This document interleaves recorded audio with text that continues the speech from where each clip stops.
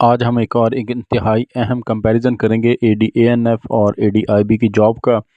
तो अगर ये वीडियो आपको पसंद आती है तो प्लीज़ हमारे चैनल को लाइक भी करें, सब्सक्राइब भी करें एंड शेयर भी करें। बात करेंगे सबसे पहले सिलेक्शन प्रोसेस की। तो एडीएएनएफ का जो सिलेक्शन प्रोसेस है वो फेडरल पब्लिक सर्विस कमीशन के थ्रू होता है। 1 पेपर एमसीक्यू होता है, 100 मार्क्स जीआर टेस्ट कंडक्ट किया जाता है। उसमें 20% आपकी इंग्लिश होती है, 80% आपका जनरल नॉलेज होता है। उसके बाद एमसीक्यू के बाद शॉर्ट लिस्टिंग होती है, डिस्क्रिप्टिव टेस्ट की कॉल आती है, डिस्क्रिप्टिव के बाद अगेन शॉर्ट लिस्टिंग होती है, शॉर्ट लिस्टिंग के बाद डॉक्यूमेंट सबमिशन होती है। डॉक्यूमेंट जब सबमिशन हो जाती है उसके बाद फिर अगेन शॉर्ट लिस्टिंग होती है और इंटरव्यू की कॉल आती है। इंटरव्यू की कॉल के बाद आपको फिर सिलेक्शन होती है, सिलेक्शन के बाद फिर आपने मेडिकल करवाना होता है।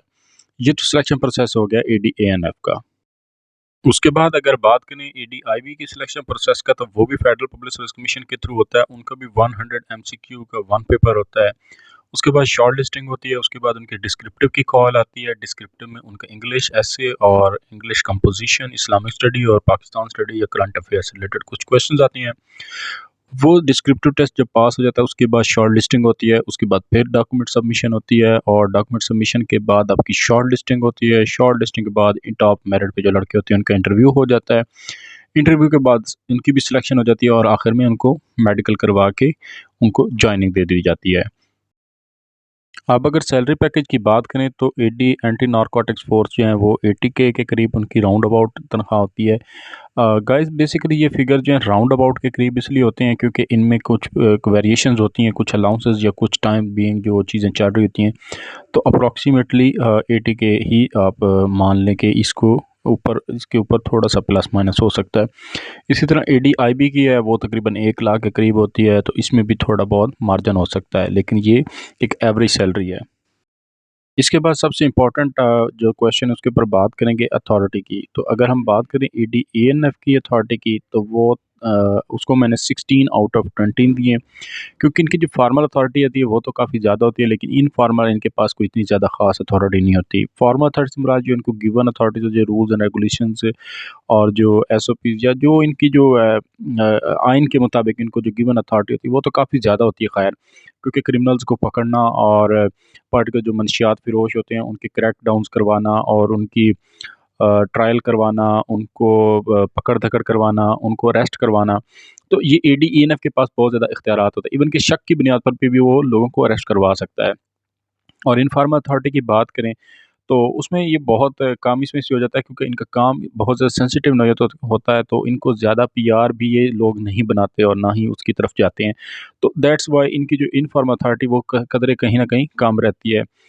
तो और इनफॉर्मल अथॉरिटी में इनके पर्सनल गट्स आ जाते हैं, तो उसमें इनका जो स्कोर है वो मैंने इनको जो है वो 7 आउट ऑफ 10 दिया है। उसके बाद अगर एडीआईबी की बात की जाए अथॉरिटी की, तो उनका स्कोर 20 आउट ऑफ 20 है, क्योंकि इनकी फार्मा अथॉरिटी भी बहुत ज़्यादा है। आप यूँ समझ लें कि लामहदूद इनके पास इख्तियारात होते हैं।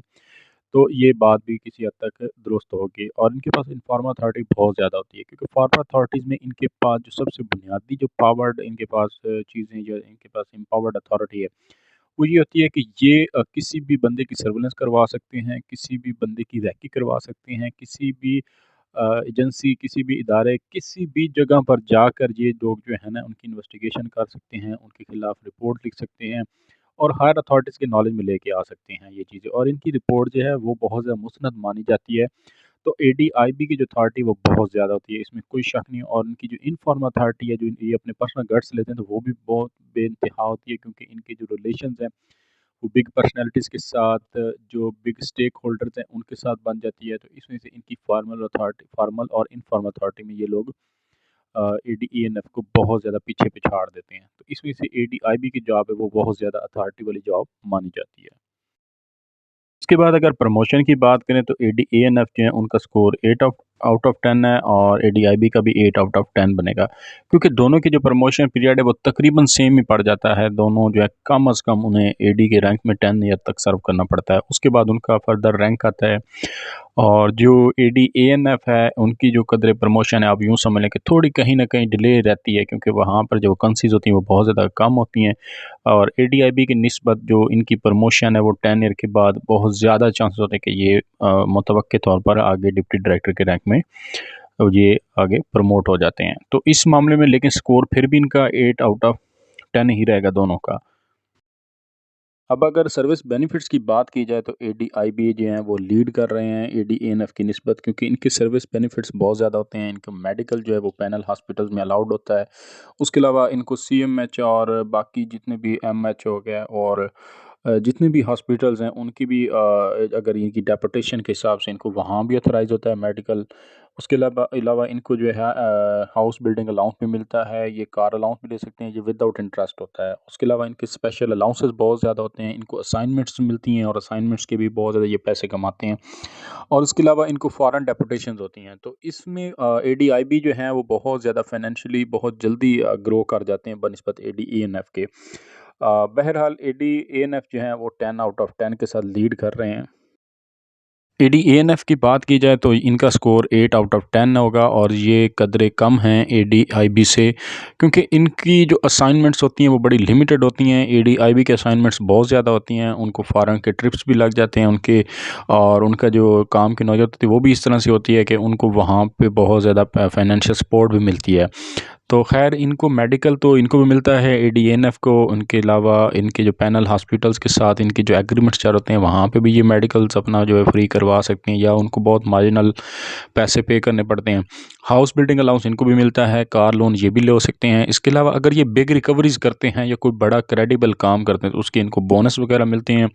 उसके अलावा वक्तन फ़क्तन गवर्नमेंट की तरफ से इनको प्राइजेज़ वगैरह भी अनाउंस होते रहते हैं।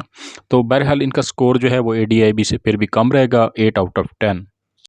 ईज़ीनेस ऑफ जॉब की बात करें तो एडीएएनएफ का स्कोर 10 आउट ऑफ 10 होगा, क्योंकि एएनएफ की जो जॉब है वो बहुत ज़्यादा आसान है कदरे, क्योंकि आसान इस सेंस में कि इनको जो काम है इनके स्टाफ ज़्यादातर करते हैं, यूजुअली पार्टिसिपेट करते हैं, ये लीडिंग रोल में होते हैं, ये कमांड करते हैं, ये उनको डायरेक्ट करते हैं और इनका जो काम है वो ज़्यादातर ऑफिशियल लेवल का होता है या ये सीट पर बैठकर काम करते हैं। तो दैट्स वाई इनका काम की जो आसानी है वो बहुत ज़्यादा हो जाती है। इनको वर्किंग स्टाफ भी अवेलेबल होता है, इनके पास गिवन रोल्स एंड टास्क बड़े क्लियर होते हैं और इनका लिमिटेड नंबर ऑफ टास्क की वजह से इनका जो जॉब है वो बहुत ज़्यादा ईज़ी हो जाती है और क्लैरिटी ऑफ रूल्स की वजह से भी ये जॉब बहुत ज़्यादा ईज़ी हो जाती है। जबकि ऑन द अदर हैंड एडीआईबी जो हैं उनकी जॉब बहुत ज़्यादा सख्त होने की वजह से उनका स्कोर 7 आउट ऑफ 10 होगा, क्योंकि एडीआईबी का जो जो जॉब है वो बहुत ज़्यादा पार्टिसिपेशन मांगती है। इसके अंदर एडीज़ जो होते हैं आईबी के वो खुद पर्सनली इन्वॉल्व होते हैं, केसेस के पीछे होते हैं और खुद भी सर्वेलेंस करते हैं और करवाते भी हैं और वो खुद भी अपने जवानों के साथ लीडिंग रोल में उनके साथ पार्टिसिपेट कर रहे होते हैं। तो दैट्स वाई वो बहुत ज़्यादा सेंसिटिव जॉब हो जाती है और उसमें आप कमांडर्स को अपनी आउटपुट देनी पड़ती है। तो इसमें से एडीआईबी की जो जॉब है वो बहुत ज़्यादा सख्त हो जाती है और उनको भाग-दौड़ बहुत ज़्यादा करनी पड़ती है, जवाबदेही देनी पड़ती है, सीनियर्स क्या भी है उनको अकाउंटेबिलिटी भी उनकी काफ़ी ज़्यादा होती है। दैट्स व्हाई एडीआईबी का जो स्कोर है वो 7 आउट ऑफ 10 होगा। अगर चॉइस पोस्टिंग की बात की जाए तो दोनों चूँकि फेडरल गवर्नमेंट की जॉब हैं तो ये कदरे एक दूसरे के बराबर ही रहेंगे, लेकिन बहरहाल एएनएफ के जो ऑफिसर्स होते हैं, जो असिस्टेंट डायरेक्टर्स होते हैं, उनकी ज़्यादातर चांसेस जो होते हैं वो इनके अपने होम टाउन, इनके अपने होम डिस्ट्रिक्ट के अंदर या इनके और ना हो तो इनकी डिवीज़न के अंदर या मैक्सिमम इनको इनके प्रोविंस के अंदर ही रखा जाता है। तो इस वजह से एएनएफ कदरे बेहतर हैं, लेकिन बहरहाल इनको तकरीबन पूरे पाकिस्तान में घूमना पड़ता है, इनकी पोस्टिंग पूरे पाकिस्तान में रोटेट होती है, लेकिन चॉइस ज़्यादातर इनको होम स्टेशन मिल ही जाता है। जबकि एडीआईबी की बात करें तो इनके चांसेस बहुत ज़्यादा कम होते हैं, इनको जो चॉइस पोस्टिंग है वो बहुत लिमिटेड नंबर में मिलती है और इनको घूमना पड़ता है। इवन दो कि अगर होम स्टेशन पर हों भी सही तो इनकी काम की जो नौयत है, इनके जो टास्क होते हैं वो इस नौयत के होते हैं कि इनको घूमना पड़ता है और होम स्टेशन पर होने का इनको कोई न ख़ास फ़ायदा भी नहीं होता। तो दैट्स वाई एडीआईबी का जो स्कोर है वो 7 आउट ऑफ 10 होगा और एडीएएनएफ का 8 आउट ऑफ 10। अगर जॉब अकाउंटेबिलिटी की बात की जाए या बाज़ गश्त की बात की जाए या नौकरी के मुतल्लिक़ सीनियर अथॉरिटी के आगे आंसरबिलिटी की बात की जाए तो एडीएनएफ की जो जॉब है वो कदरे बेहतर है, क्योंकि इनके सीनियर जो होते हैं वो बड़े लीनियंट होते हैं अपने कमांडर के साथ। एडीज़ चूँकि एक ऑफिसर होता है तो इनके से पूछ गछ तो होती है, लेकिन उस नौयत की जो सेवेरिटी या हार्शनेस ऑफ कमांड की जो एक अकाउंटेबिलिटी होती है वो कदर एएनएफ के साथ कम है। एडीएनएफ के साथ उनका स्कोर 8 आउट ऑफ 10 होगा। लेकिन एडीआईबी की बात करें तो ये चूँकि बहुत ज़्यादा इंटेलिजेंस सेटअप का काम है और बहुत ज़्यादा सेंसिटिविटी इसके अंदर इन्वॉल्व होती है, तो गवर्नमेंट जो है और पार्टी का जो सीनियर अथॉरिटी होती है वो बिल्कुल इस चीज़ के ऊपर कंप्रोमाइज़ नहीं करती कि अगर कोई चीज़ दुरुस्त नहीं हुई या उनके जो कमांडर्स जो असिस्टेंट डायरेक्टर के लेवल के जो सीनियर्स हैं अगर उनसे कोई चीज़ में मिस्टेक हो जाती है तो उनके आंसरेबिलिटी करनी पड़ती है, उनकी अकाउंटेबिलिटी बहुत ज़्यादा टाइट होती है और सीनियर के सामने उनकी जवाबदेही भी होती है और सजदनिश भी होती है। इस वजह से ADIB का स्कोर 9 आउट ऑफ 10 होगा और ADANF का 8 आउट ऑफ 10। अदर बेनिफिट्स की रेस में जो ADANF है उनकी पर्सनल रिलेशनशिप तो खैर बहुत अच्छे होते हैं और उनकी रिकॉग्निशन भी है और माशरे के अंदर उनको इज़्ज़त की निगाह से भी देखा जाता है, क्योंकि मंशियात के ख़िलाफ़ ये लोग बहुत ज़्यादा सरगर्म अमल होते हैं और कौम मुल्क व कौम की खिदमत में भी ये लोग बहुत ज़्यादा पॉजिटिव अपना किरदार अदा कर रहे होते हैं। तो इस वजह से ADANF का जो PR है वो भी अच्छी होती है, इनको रिकॉग्निशन भी मिलती है, इनको लोग रिकॉग्नाइज़ भी करते हैं और कहीं न कहीं एक कानून की बालादस्ती या कानून की वजह से लोग इनसे डरते भी हैं और इनको कमीशन वगैरह भी मिलते हैं, बोनसेस वगैरह भी मिलते हैं और वक्ता-फ़वक्तन गवर्नमेंट की तरफ से अनाउंस किए जाने वाले बेनिफिट्स भी इनको मिलते हैं। ऑन द अदर हैंड अगर ADIB की बात की जाए तो ADIB कहीं न कहीं ADANF से कदरे बेहतर हैं, क्योंकि ADIB जो हैं उनके पर्सनल रिलेशंस ADANF से भी ज़्यादा होते हैं।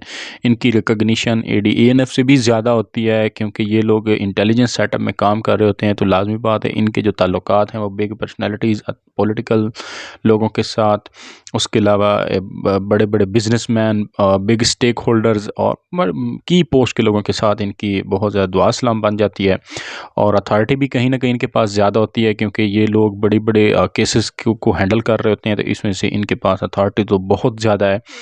और आपको याद होगा पाकिस्तानी हिस्ट्री में भी बहुत सारे ऐसे केसेस गुजरे जिनमें IB की रिपोर्ट्स को बहुत ज़्यादा ऑथेंटिक माना जाता रहा है और इसके अलावा भी इनको जो है गवर्नमेंट की तरफ से वक्ता-फ़वक्तन असाइनमेंट्स मिलती रहती हैं, बेनिफिट्स मिलते हैं। तो ये चीज़ ओवरऑल ADIB को ज़्यादा लुक्रेटिव जॉब बनाती है, तो दैट्स व्हाई ADIB की जॉब है वो कदरे इससे बेहतर है ADANF के। इस वीडियो को अब यहीं पर एंड करेंगे, इस उम्मीद के साथ आपको ये वीडियो हमारी बहुत ज़्यादा पसंद आई होगी और आखिर में हम आपको ये कहेंगे कि गाइज़ ये वीडियो सिर्फ आप लोगों के अंडरस्टैंडिंग के लिए, आप लोगों की इन्फॉर्मेशन के लिए, इसमें किसी भी डिपार्टमेंट की डिस्क्रेस करने की कतई तौर पर कोशिश नहीं की गई। बेसिकली कैंडिडेट्स को वो मुतलका इन्फॉर्मेशन प्रोवाइड करना जिसकी बेस पर वो अपने कैरियर के बारे में एक दुरुस्त फैसला कर सकें। तो थैंक्स फॉर वॉचिंग। प्लीज़ हमारे चैनल को लाइक भी करें, सब्सक्राइब भी करें और शेयर भी किया करें।